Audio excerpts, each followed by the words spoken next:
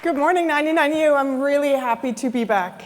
As Will said, my name is Tina Roth Eisenberg, but most people know me as Swiss Miss, which is the name of my blog and my Twitter handle, and I really earned that title. I grew up in Switzerland.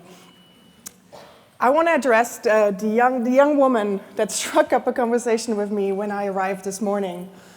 She's one of the volunteers, and she was very charming, and she asked me, "What do you do?" There's no other question that frazzles me more than that. So I want to apologize to this young woman because I really, I don't think I was all that polite the way I answered, but maybe the next few minutes you'll understand why I have a really hard time answering that question concisely. Actually, in fact, I've been struggling with this question, what do you do, for so long that about 2 or 3 years ago, I asked my daughter, Ella, if she could break it down for me, if she could answer it in a simple way. Without hesitation, she looked at me, she goes, "Yeah, Mom, you sit at your computer and you laugh." So I waited a second and I was like, wait, as in, I like what I do? I'm having fun at work? She gave me a mini eye roll and said, "Mom, isn't that the point?" So I guess that parenting part is done. But I want to tell you about Ella. Ella has played a significant part in my career path. In that I started my first business, my design studio, the day she was born. I, in fact, gave birth to a daughter and a company all in one swoop.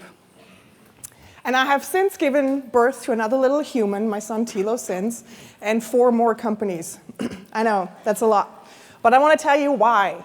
Because I have this personal rule that when I find myself complaining about something, I have 2 options. Either do something about it or let it go. So I want to tell you what these things were that I've been complaining about over the last 12 years. When I started my design studio, I felt really, really isolated working alone, working from home first, then I rented desks in really soulless office spaces. This was before co-working spaces were a thing. I had this vision of a happy place, a place I love going to and have equally entrepreneurial, creative people around me. I started Friends Work Here, a co-working space 10 years ago, and it has completely changed how I think about work and how I think about running businesses and starting businesses. This was my first exposure to a real intentional community. In 2008, inspired by Friends Work Here, I remembered how incredibly lonely I was in 1999 when I moved to New York from Switzerland and I didn't know a soul, and how incredibly hard it was for me to find my people. And I decided then and there that I'm going to start the community that I wish existed here in New York when I first moved here. And I called it Creative Mornings. The concept was simple: open the door of my studio one Friday morning a month, offer breakfast and coffee, and have an inspiring lecture. Quite astoundingly, over the last 10 years, Creative Mornings has caught on all over the world, where in 184 cities, in 65 countries, bringing 20,000 people together every month, and it's entirely volunteer run. We have, what I call Creative Mornings is an engine of generosity and a global labor of love. In 2010, over a lunch conversation at my co-working space, I was lamenting and complaining about how bloated and completely overdone most to-do apps are, and that I want an app that is like a simple list on paper, but on my screen. I created it together with my studio mate, Cameron Kozon. We launched it in December of 2010, and within a day, Fast Company called us the best to-do app of 2010, which then for some reason made the church world pick us up. And we had a lot of really silly alert settings in to-do because it was just, it was never meant to be a business and it was just for us. But the church world picked us up, and then we got a lot of support emails from nuns because they didn't get our puns. Anyway. In 2011, my daughter came home from a birthday party, and she brought one of those hideous goodie bags. They're just filled with crap. But what really insulted me was the temporary tattoos she brought home. They were an insult to my Swiss aesthetic. And I decided then and there that I had to fix this, and more as a joke than anything else, by reaching out to my illustrator and artist friends. In summer of 2011, I started Tattly, a temporary tattoo company, and now 7 years later, we ship around the world. We collaborate with incredible brands. We just got into Starbucks this week, which is so exciting.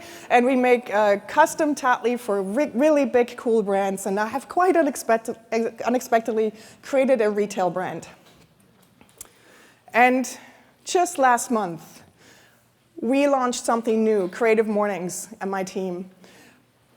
I've been lamenting recently about the state of the internet, and I can't really find my people. Just like I couldn't find my people when I first moved to New York, I'm really wondering these days, where are the kind-hearted, big-hearted people on the internet? It used to be Twitter, it's not anymore. I'm definitely not a Facebook person, so I decided I'm gonna build that corner of the internet myself. And we launched the first iteration of this last month. It's called the Creative Guild, and it's the biggest Rolodex of creative companies and individuals. Just think of it as a more soulful version of LinkedIn. So to the young woman that asked me, what do you do?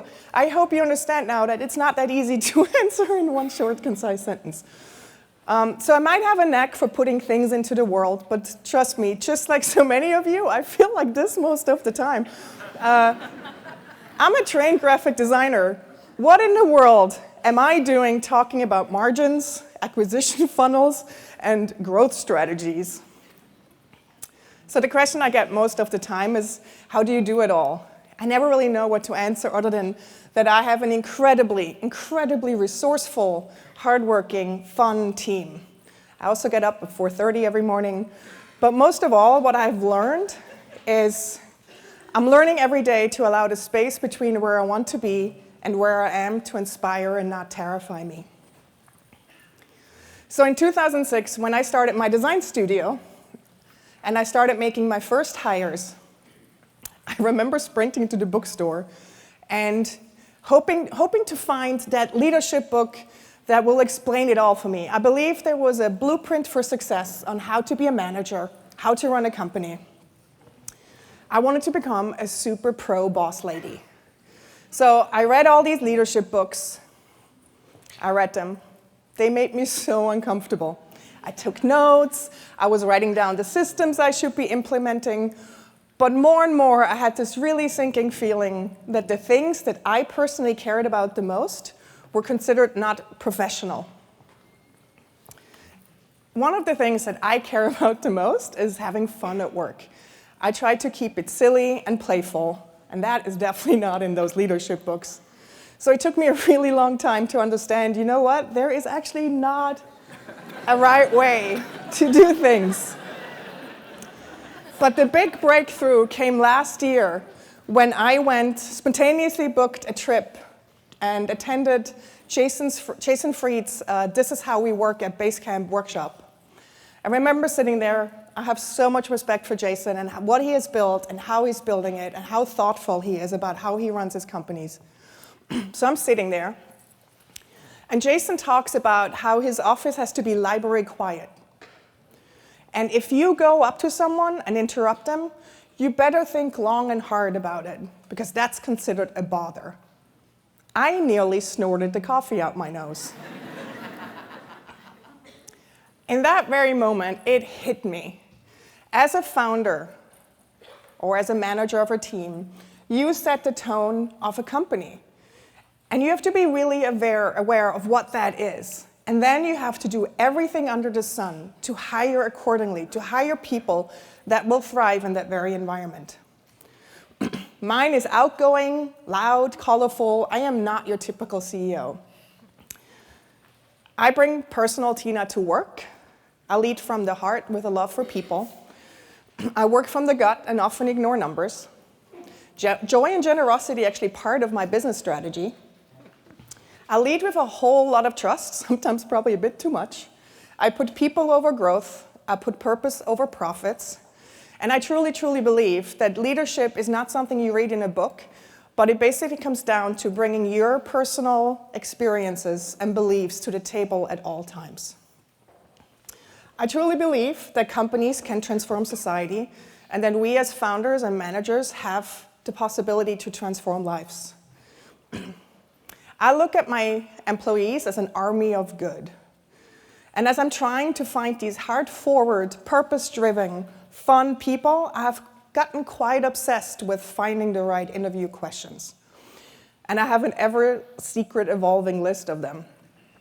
And I want to share a few of them with you here today and explain to you the context in which I asked them in. So the first one is, why are you here?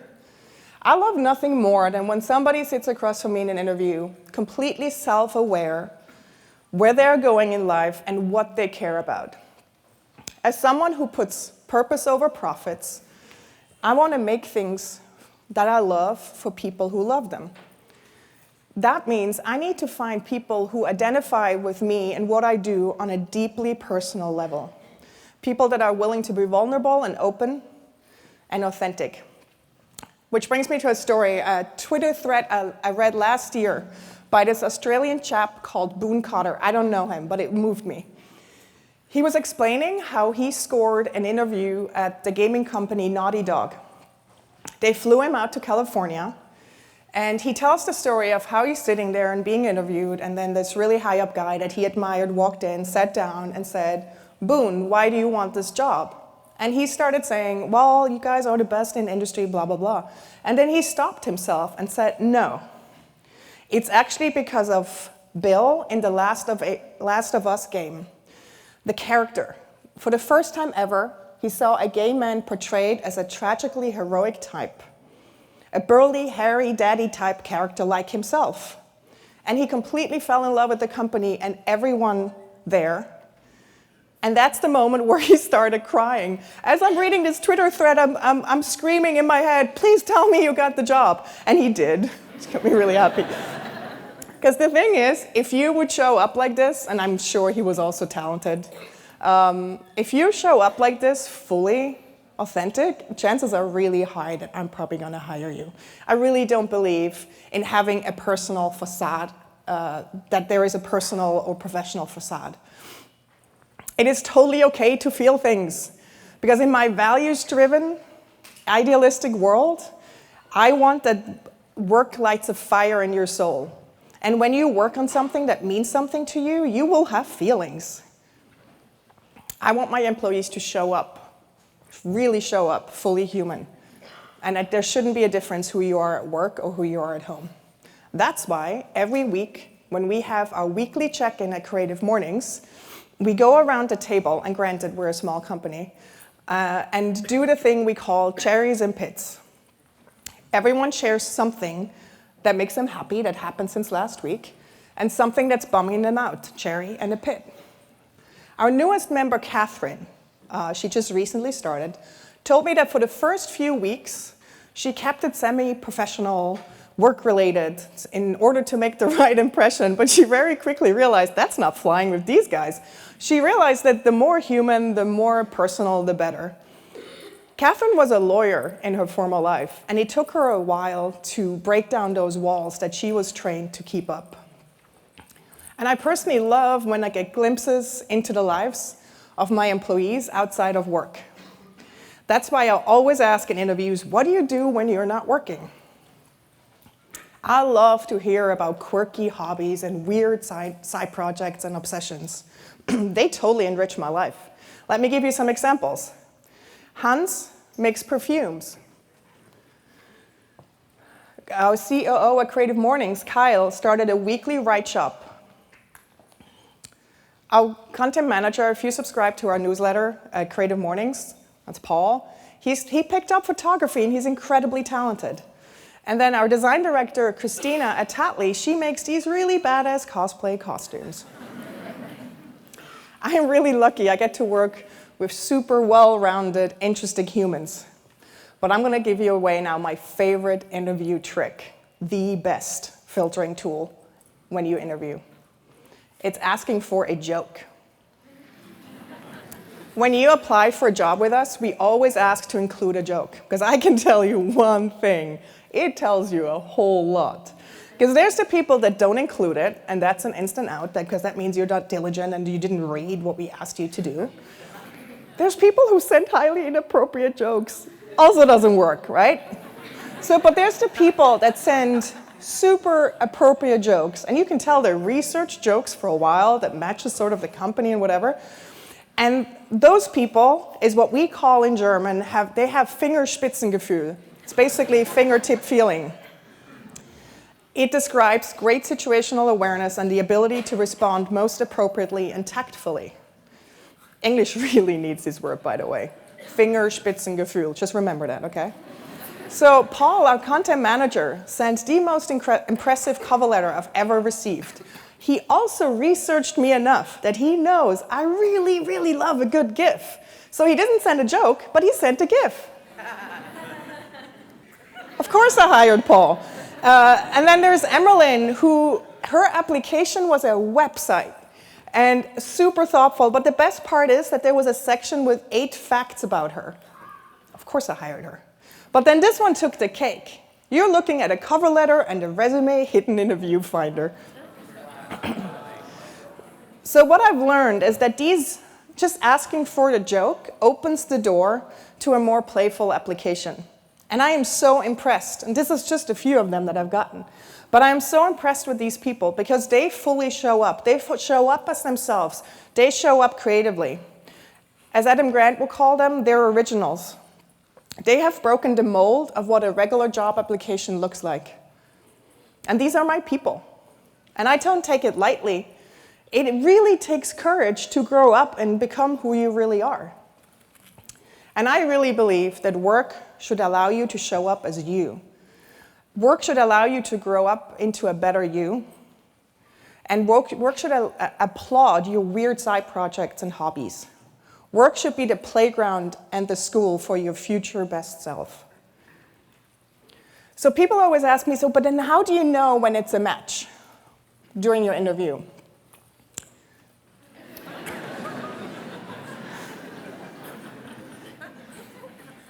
What I do is I listen to my body. How do I feel during the interview? Do I have goosebumps? Do I feel calm? Do I feel energized? Or do I feel depleted afterwards? What I'm basically looking for is a full body yes. Our bodies have natural radars, but I don't think we've ever been fully allowed to use them at work. I want to just ask you, pay attention how you feel next time you have to make an important decision or a hire or you're pitching something. Just really pay attention how you feel in that very moment. And do you feel resistance? If you do feel resistance, where do you feel it? Pay attention to that and use that as a reference point going forward. I wish I would have known this technique much sooner in my life, so I was determined to teach my kids. I remember when my daughter was about 5, I started asking her after a play date how she felt, if she felt energized or depleted. In the beginning, she just shook her head, but now that she's 12, she often comes to me and says, you know what, Mom, I think I'm going to end that friendship because it just doesn't feel good. It doesn't make me feel good. What I've learned, though, is for a full body yes, you need to be fully grounded. And it doesn't work in a moment of crisis. Which brings me to my next interview question. Tell me about a difficult time in your life and what did you learn? In the fall of 2015, my marriage came to an end. It was falling apart. And I pretty much felt like this lady.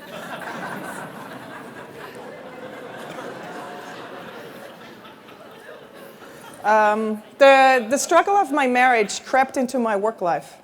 I was completely out of balance and it impacted my businesses. I tried to navigate this alone, but after about a year of struggling, my friend Jocelyn led me to my now business coach, Heath. They're both in the audience. Hey, guys. What Heath has taught me over the last year and a half is that when I am not rooted, nor is my business. If I avoid dealing with a problem in my personal life, it will in some way show up in my work life. And the best part, every business has an energy just like we humans do. And this energy is filtered through me, the founder, and everyone that's involved in the company. Everyone contributes, the good and the bad. So during this separation time, I was completely out of alignment of who I wanted to be and how I wanted to show up in the world. I kind of felt trapped in my mind. I led with a closed heart, and I was completely driven by fear.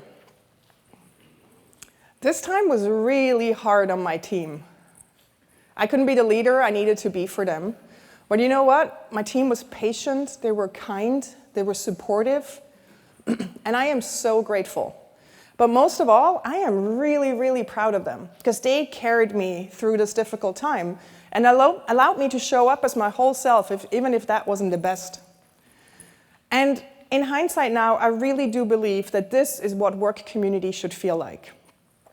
Creating community is in the heart of being human.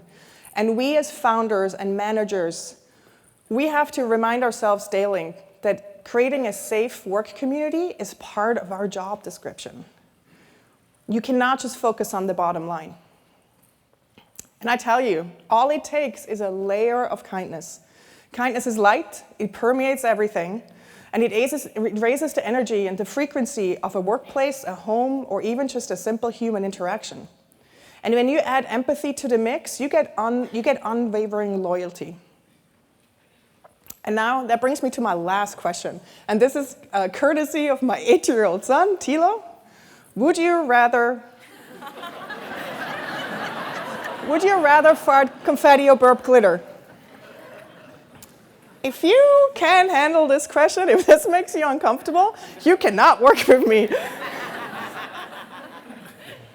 I really do believe in running a joyful work environment. Joy, just like kindness, increases the vibration of your company. It adds light. And I'm convinced that when people are having fun, they are doing better work. After all, life would be really tragic if it weren't funny. My team tries to sprinkle the possibility of a smile into everything they do. Joy is really a core part of our business strategy. That's why it's not unusual to see confetti cannons go off. You are being greeted with a compliment at our door when you enter. You might see someone wearing a bear costume. By the way, this is Catherine, our former lawyer, and her first week at work. That's why we have a prop box, because sometimes you need a Viking helmet to respond to certain emails. That's why it rains hearts when you like a video on Creative Mornings, and that's why we have my beloved confetti drawer. I really believe every business needs a confetti drawer. I could go on with these elements of joy, and you might write them off as silly or non-important, but I dare you to think otherwise. So what I am personally hoping for is a new definition of success that goes beyond money and power. I define success with the happiness and growth I see around me, and I truly believe no matter if you run a small team or a large company of thousands, we can all make a difference. In that we create safe work environments where our people feel appreciated, safe, and heard, because that way they go home and they're a better spouse, a better mom, a better dad. And especially in this political climate, what we really need is more empathy and kindness. We need leaders that lead from the heart. We all need to show up and give a damn and do our part. And if you just take one thing away from this talk today, I would hope it is that you maybe start paying attention to your body in a work environment and start looking out for those full body yes. And think about how you can add a bit of joy and kindness and empathy into your work environments. And if you don't know how to start, you can always empty your drawer and fill it with confetti. Thank you very much.